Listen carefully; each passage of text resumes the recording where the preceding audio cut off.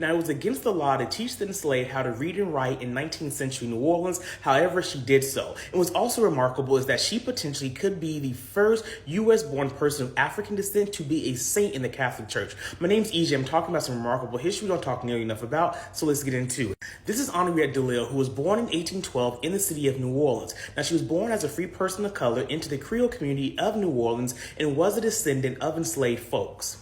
Now, with that being said, she was raised to be a part of the Placage system, which essentially was a system where free women of color essentially was a part of a common law marriage between white European men. And with that, she bore 2 children, both of whom died very early, but she also knew that she was not wanting to be a part of that system and that she truly wanted to serve God and she wanted to serve people in the community.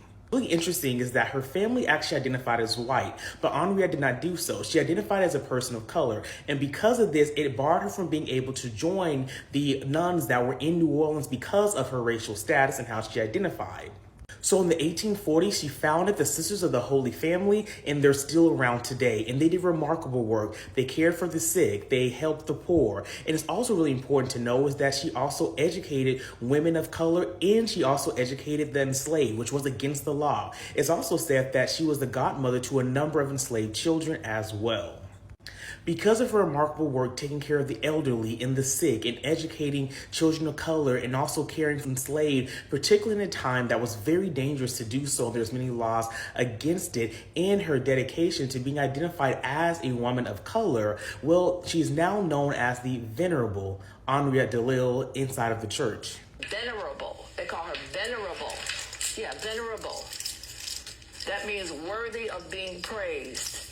This black woman from New Orleans, Louisiana, from the 7th Ward, you could either come into church and pray to Jesus or pray to her, or both. This ain't really going on nowhere else in the whole wide world where you could walk into church and pray to a black woman. Come on now. My name is EJ. Follow me for more Black history, culture, and content.